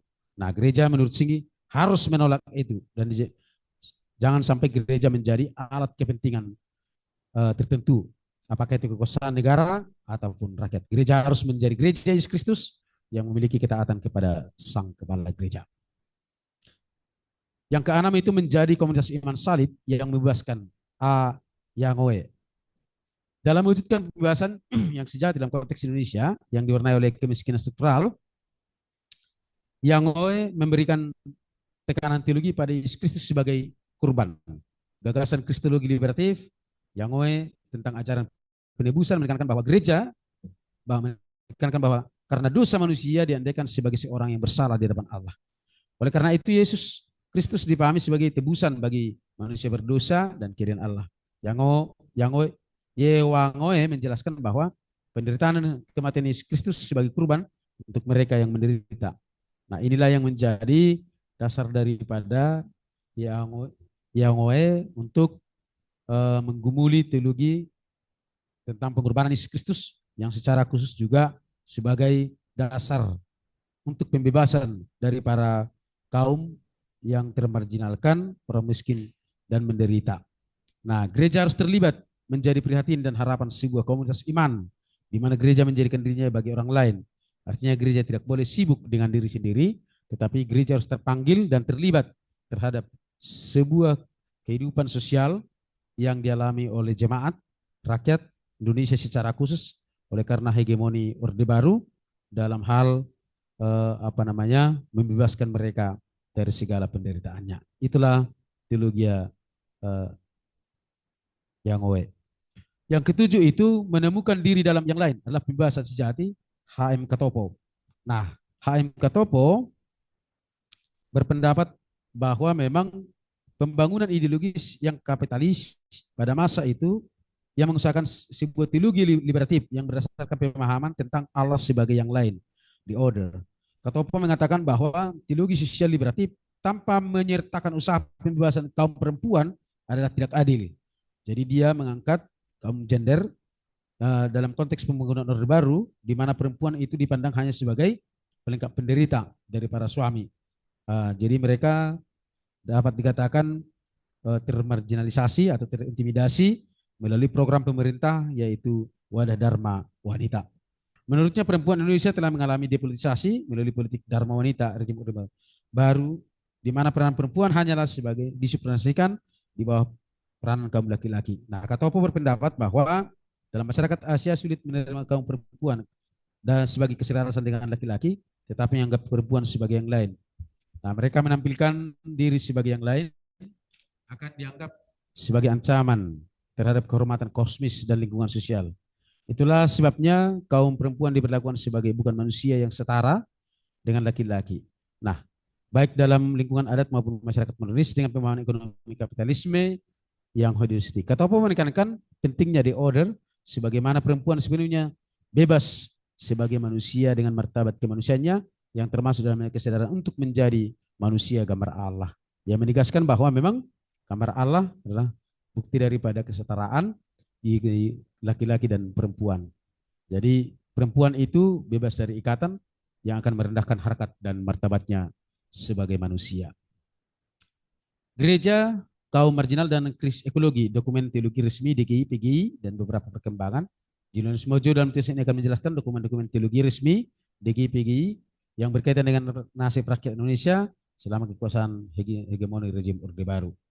Yang pertama, gereja adalah saksi kedatangan kerajaan Allah. Gereja itu adalah memahami dirinya sebagai saksi kedatangan kerajaan Allah, tentu terwujud dalam kasih, kebenaran, keadilan Allah yang membebaskan manusia dari kemiskinan dan ketidakadilan. Oleh karena itu gereja itu adalah sebagai komunitas iman kerajaan Allah yang liberatif. Gereja di Indonesia harus sibuk dalam solidaritas dengan mereka yang miskin, termarginalisasi melalui cara membangun kekuatan ekonomi alternatif dari dan bersama dengan mereka yang dimiskinkan. Yang kedua itu solidaritas dengan orang miskin sebagai appendix dalam pembangunan. Sejak dasawarsa 80-an, PGI di Salatiga memutuskan pelayanan gereja Indonesia memberi perhatian khusus kepada orang-orang miskin yang tertindas, dalam arti bahwa memang orang miskin bukan harus berhadapan dengan rezim Orde Baru, tetapi solidaritas dengan orang miskin itu tidak harus sebuah pilihan posisi teologi sosial yang terlepas dari agenda nasional bangsa Indonesia, yaitu pembangunan nasional. Jadi dia tidak berseberangan dengan pembangunan kehidupan nasional Orde Baru, tetapi dia berpendapat bahwa gereja harus menyuarakan teologi sosial yang tidak harus berhadapan dengan zaman Orde Baru. Nah, yang ketiga itu ketidakadilan gender dan kesadaran kaum perempuan. Isu gender yang dikatakan oleh para pemerhati gender secara teologis berpendapat bahwa ideologi patriarkat masih sangat kuat di kalangan jemaat Kristen. Hal ini yang membuat kaum perempuan di Indonesia dibuat tidak berdaya oleh sistem sosial, politik, ekonomi, dan budaya. Ketidakadilan dari krisis ekologi. Nah, hal ini ditanggapi oleh 3 para teolog, yaitu Robert P. Borong dan Karel P. Erari dan mana ini? Ya, salah ketik ini. Nah, hal ini ditanggapi oleh teolog yaitu Robert Borong dan Karel P. Erari, menegaskan bahwa gereja harus terlibat terhadap kelestarian lingkungan sebagai bagian yang tidak terpisahkan dengan Injil Yesus Kristus, terutama terkait dengan pengelolaan, pemeliharaan, dan pelestarian ciptaan Allah. Dasar teologis mereka itu adalah bagaimana alam ciptakan. Alam ini dalam kitab Kejadian pasal 1 semuanya sungguh amat baik. Di samping itu, Robert Borong juga menegaskan tentang sikap kelima Pancasila, itu keadilan sosial bagi seluruh rakyat Indonesia. Nah, Karel P. Erari menekankan perlunya etika solidaritas manusia dengan makhluk ciptaan lain. Menurut Erari bahwa kerusakan lingkungan dewasa ini di Indonesia lebih banyak disebabkan oleh ketidakadilan sosial. Kesadaran HAM sebagai prinsip dasar keadilan sosial. Menurut Eka Dharma Putra, masalah HAM adalah bukanlah masalah satu agama saja, tetapi semua agama secara holistik harus bertanggung jawab untuk mentuntaskan tentang masalah hak asasi kemanusiaan ini. Di mana penegasan daripada Eka Dharma Putra adalah bahwa HAM itu bahwa setiap individu perlu dihormati dan dihargai harkat dan martabatnya sebagai manusia ciptaan Allah. Emmanuel Gersingi juga memperjuangkan HAM melalui gereja-gereja yang masih sangat tertulis dan hanya membela kelompok-kelompok Kristen saja. Nah, sekalipun dalam lingkungan sendiri selalu ada pelanggaran HAM seperti penindasan terhadap perempuan, bersikap tidak adil terhadap pegawai rendah dan organisasi gereja, dan tidak demokratis dalam kehidupan kegerejaan. Oleh karena itu, dapat disimpulkan bahwa masalah HAM adalah masalah keadilan sosial. Civil society sebagai penguatan kesadaran kewargaan. Nah, hal ini ditanggapi oleh 3 teolog, yaitu Emmanuel Gersingi, Jakaria, dan Ngelau, dan Martin Lukito Sinaga. Menurut Singgi, perjuangan untuk menghormati dan menegakkan HAM di Indonesia bukanlah hal yang gampang karena belum tumbuh suburnya masyarakat sipil. Jika gereja diminta mengusulkan konsep masyarakat sipil, itu pasti mempengaruhi primordialisme, karena pada masa itu masih kuatnya politik identitas. Jadi lebih baik gereja menempatkan wacana masyarakat sipil itu secara konkret, di mana perjuangan mereka adalah untuk para kaum yang miskin dan tertindas. Jika lo berpendapat tentang peranan gereja dalam pengembangan masyarakat sipil, memiliki 3 upaya, yaitu menghidupkan kemandirian spiritualitas dan suara kenabian terhadap kekuasaan. Yang kedua, kemandirian organisasi Kristen dengan para pemimpin yang berwawasan sehingga tidak gampang terkooptasi oleh kekuasaan. Yang ketiga itu adalah pengembangan intelektual Kristen dalam kualitas kader. Menurut Lukito Sinaga, bahwa wacana masyarakat sipil pendukung gagasan eklesiologi Bonhoeffer bahwa gereja adalah persekutuan orang kudus yang harus bertanggung jawab atas kehidupan sosial masyarakat di mana gereja itu melayani. Yang ketiga, kesimpulan. Yang pertama, ke-6 teolog ini mewakili teologi sosial liberatif sangat menekankan bahwa gereja sebagai komunitas iman para murid Yesus haruslah menjadi komunitas iman liberatif. Yang kedua, pada akhir tahun 90-an dokumen teologi DGI-PGI adanya perhatian serius terhadap HAM, ekologi, dan keadilan gender. Sebelumnya dokumen teologi resmi DGI-PGI, sikap gereja lebih cenderung menjadi teman karib rejim Orde Baru. Yang ketiga, hubungan umat Islam Kristen Indonesia dapat meretas kebuntuan melalui jalur teologi sosial liberatif, walaupun bentuk pelayanan sosial Kristen seringkali dipandang sebagai alat kristenisasi. Yang keempat, teologi sosial liberatif jauh lebih mencerminkan pergumulan nyata rakyat Indonesia yang dirintis oleh keenam teolog di atas, di mana adanya kesadaran yang berkembang dalam naskah resmi PGI pada akhir tahun 90-an, khususnya setelah tahun 1998, adanya wacana HAM dan civil society. Hal ini membuka perspektif baru bagi gereja dan umat Kristen untuk merumuskan identitas postkolonial secara teologis dan eklesiologis dalam melawan segala bentuk hegemoni yang merendahkan harkat dan martabat manusia. Demikian Pak, laporan bacaan dari saya. Terima kasih. Baik, karena waktu kita tinggal 7 menit lagi. Karena apa? Kita terjebak membaca semua apa yang kita tulis. Sehingga kita kehabisan waktu. Rata-rata tadi saya lihat sampai 12 menit satu orang. Di minggu depan, misalnya kalau kita membuat laporan baca nanti lagi, yang mau kita minta ialah kita memantik diskusi kita di ruang ini. Memantik, hingga tidak terkesan lagi hanya membaca ulang yang kita tulis. Nah, misalnya bagaimana pemahaman 6 orang tadi secara umum tentang teologi liberatif. Itu yang mau kita bahas. Lalu nanti tentu diskusi, nanti akan ada pertanyaan yang mendalami pemikiran itu. Disitulah kita akan banyak berdialog.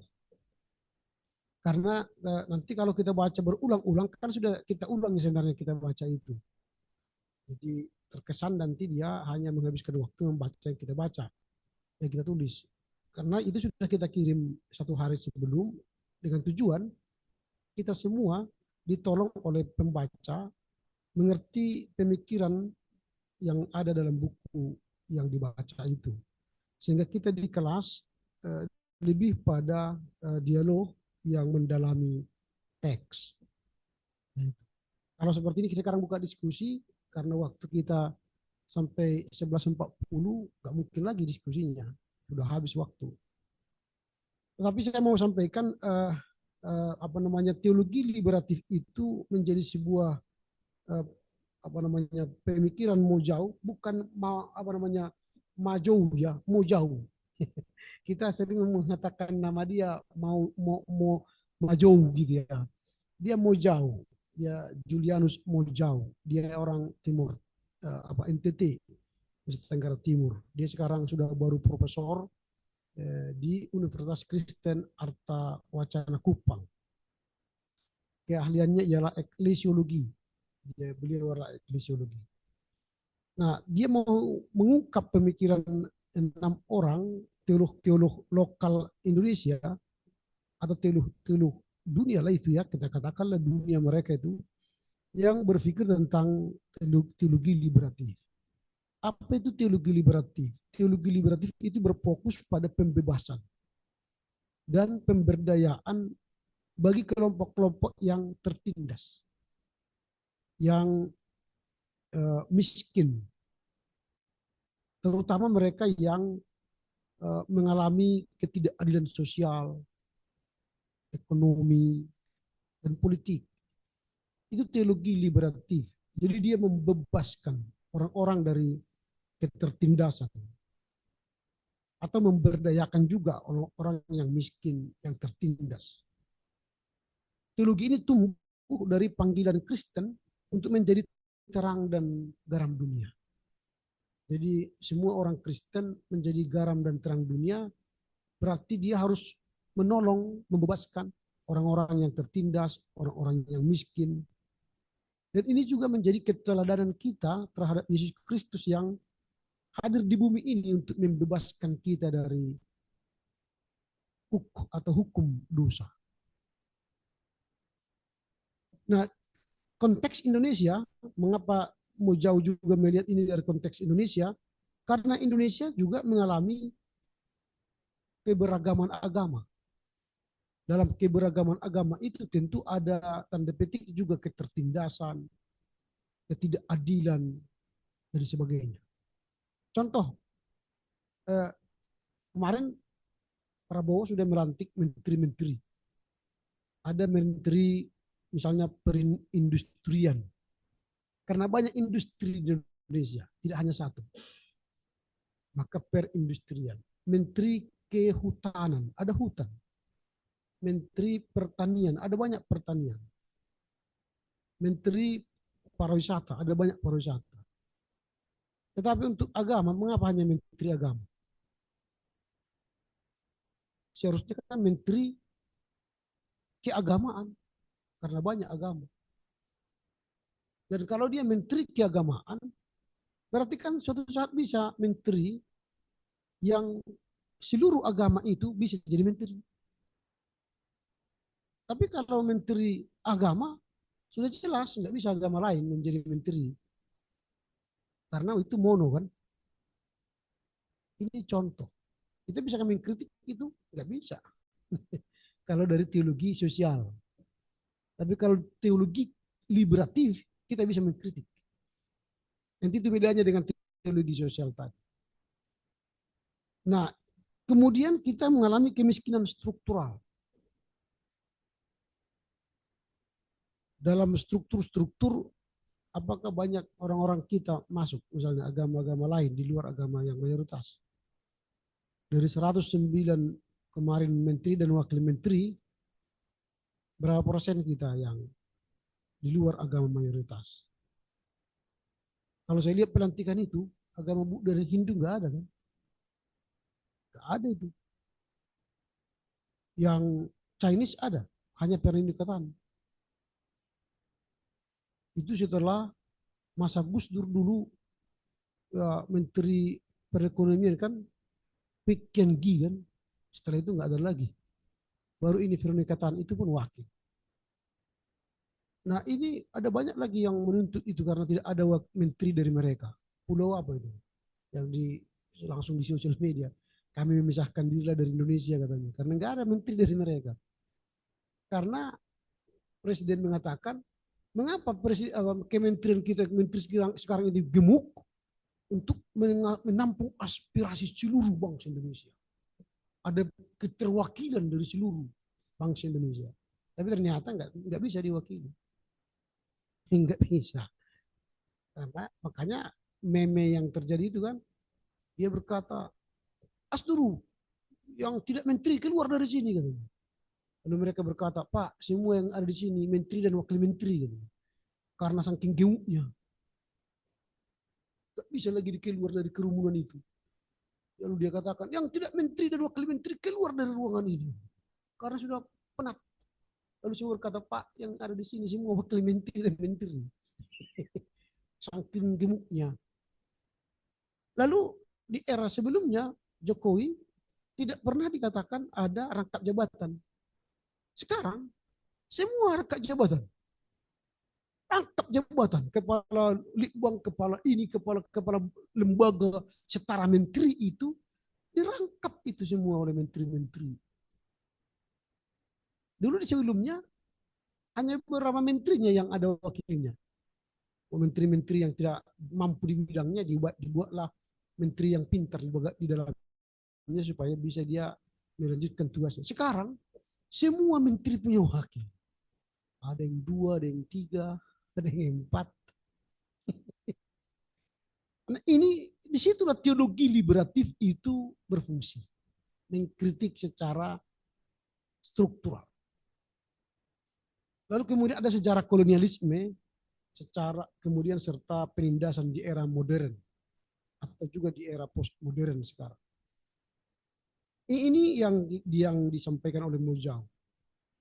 Nah sebenarnya apa yang menjadi perbedaan antara teologi liberatif dengan sosial modernisme yang kita bahas kemarin? Kalau teologi modernisme itu lebih condong pendekatannya kepada reformasi, membarui. Atau dia optimis kepada kemajuan. Sementara kalau liberatif itu lebih pada transformatif.